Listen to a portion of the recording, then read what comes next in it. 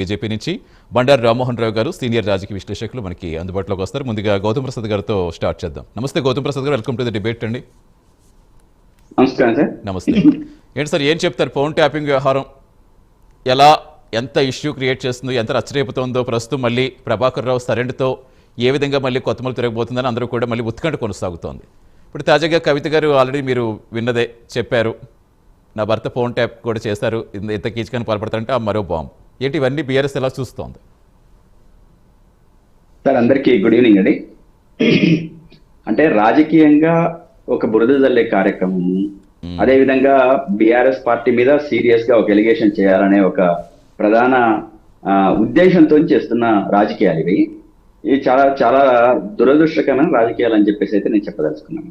ఎందుకంటే ఈ phone tapping అనే విషయం వచ్చినప్పుడల్లా, అంటే గతంలో రేవంత్ రెడ్డి గారు కావచ్చు, లేకపోతే ఇప్పుడున్న మంత్రులు కావచ్చు, ప్రతిపక్షంలో ఉన్నప్పుడు చాలా చాలా ఫోన్ ట్యాపింగ్లని, అంటే ముఖ్యంగా ఎలక్షన్స్ టైంలో చాలా తీవ్రంగా ఆరోపణలు చేశారు.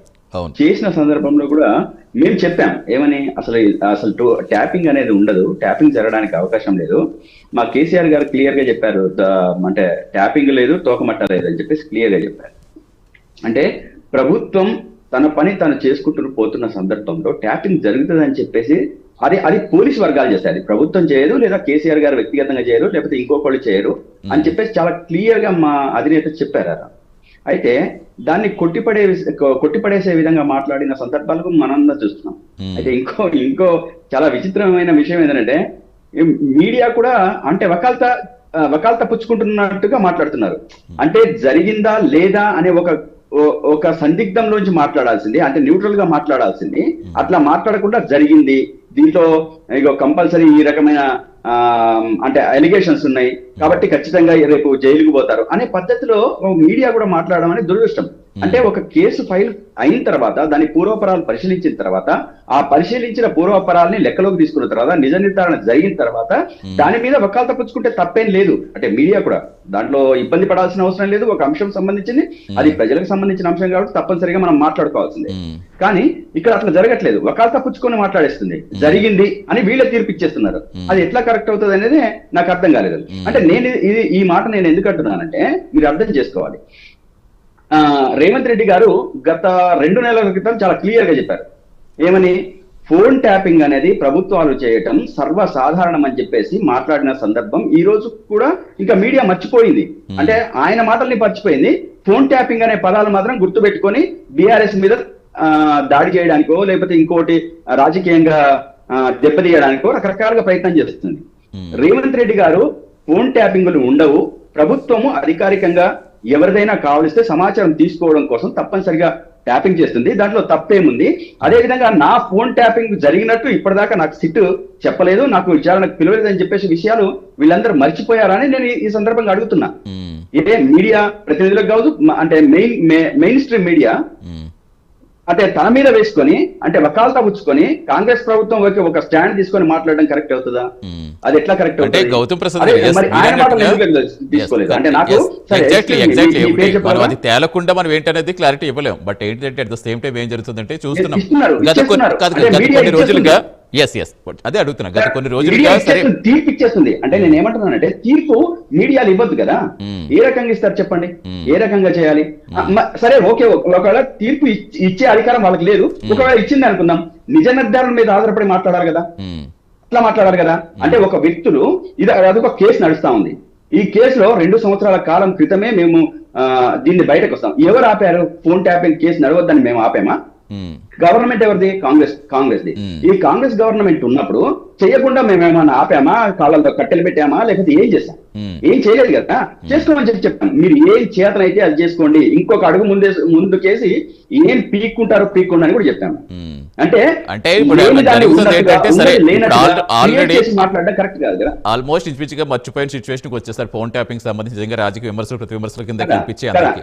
బట్ ఇప్పుడు ఏంటంటే మళ్ళీ కాదు ప్రభాకర్ రావు సరెండర్ తోటి మళ్ళీ మొదటికి వస్తుందా, ఇప్పుడు మళ్ళీ కీలక డేటా బయటకు వస్తుందా?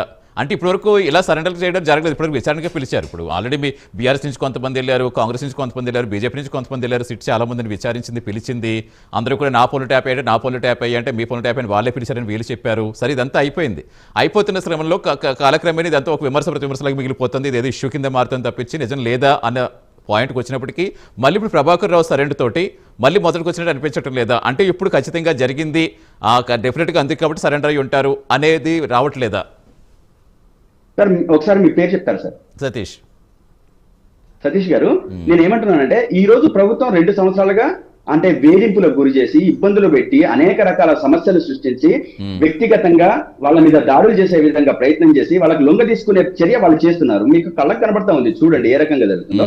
నేను ఒక్క మాట అంటాను, రేపు మా ప్రభుత్వం వస్తుంది, ఈ రోజు ఉన్న డీజీపీ కానీ లేకపోతే ఇంకొకళ్ళు కానీ ఈ ఫోన్ ట్యాపింగ్ ఏదో అఫీషియల్ గా చేస్తారు చూడండి, ఆ అఫీషియల్ గా ఫోన్ ట్యాపింగ్ అంటే ఈ భద్రతకు సంబంధించి రాష్ట్రానికి సంబంధించింది ప్రజలకు సంబంధించి చేస్తున్న సందర్భంలో వ్యక్తులకు కూడా జరిగినాయని చెప్పేసి మేము కూడా అలిగేషన్ చేసి ఒక నిరర్ధకమైన ఆరోపణ చేసి మేము కూడా ఇప్పుడున్న మహేందర్ రెడ్డి గారినో లేకపోతే ఇంటెలిజెన్స్ చీఫ్ నో చేయాలా?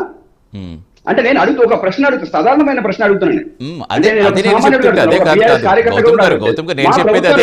ఇప్పటి వరకు అదే జరిగింది అనుకుంటే ఇప్పుడు సరెండర్ తోటి మరి కొత్త ఇంకో మలుపు తిరిగిందని అడుగుతున్నాం. ఇప్పటి వరకు అదే జరిగింది, ఇప్పుడు సరెండర్ తోటి మళ్ళీ మలుపు తిరుగుతుందా?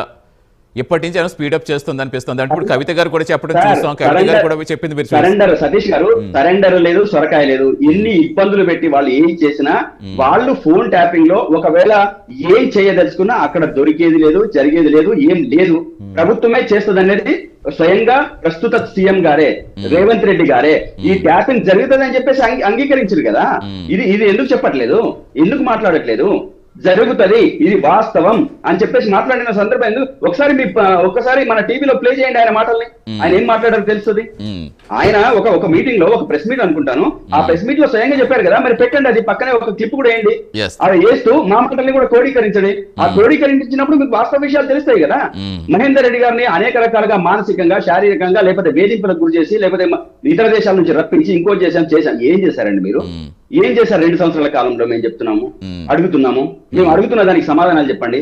ఇగో ఇది తాజా రాజకీయాల్ని, ఇప్పుడు జరుగుతున్న పంచాయతీ ఎలక్షన్స్ ని ఒక్కొక్క పాయింట్ రకంగా దాన్ని ఇన్ఫ్లుయెన్స్ చేసే రకంగా వాళ్ళు చేస్తున్నారు. అంతే తప్ప దాంట్లో ఏముందండి? మొన్ననే మాట్లాడారు కదా సీఎం గారు, ఏమని మున్సిపల్ ఎలక్షన్స్ ముందు చీరలు పంచుతామని చెప్పేసి సిటీల్లో అన్నారు. ఇంకా దీనికంటే మించింది ఆధారం ఏం కావాలి? పంచాయతీ ఎలక్షన్స్ కంటే ముందు ఊళ్ళల్లో చీరలు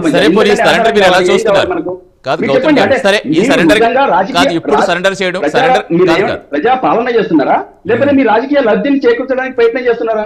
కరెక్ట్ గా ఎలక్షన్స్ ముందే కాళేశ్వరం గుర్తుందండి, అంతకు ముందు కూలదు. కరెక్ట్ గా ఎలక్షన్స్ ముందే గుర్తుంది, అవునా? అంటే ఇవన్నీ విషయాలు ఒక్కసారి మీరు క్రోడీకరించుకొని మాట్లాడితే మాకు కూడా చాలా సంతోషంగా ఉంటది. ఇదే కాంగ్రెస్ పార్టీ, ఇదే బీజేపీ పార్టీ కూడబలుక్కొని మాట్లాడుకొని మా మీద బురద జల్లాలని చెప్పి ప్రయత్నం చేస్తే అది బూమ్రాంగ్ అవుతుంది. గౌతమ్ గారు అదే పాయింట్ అడుగుదాం. ఆల్రెడీ మొహమ్మద్ నిమల్ గారు జాయిన్ అయ్యారు, మీకు ఆన్సర్ తర్వాత నేను అడుగుతానండి. ఎస్ అంటే కాదు, ప్రశ్న మీరు సరెండర్ మీరు ఎలా చూస్తారో చెప్పండి. ఏంటి దీనికి బలమైన కారణం ఏమనుకుంటారు ఇప్పుడు సరెండర్ చేయడం వెనుక? ఎస్ గౌతమ్ గారు మాట్లాడుతున్నారా? ఎస్ ప్రభాకర్ రావు సరెండర్ అవడం వెనుక కారణం ఏమనుకుంటారు చెప్పండి. అంటే ఇది అనిపిస్తుందా?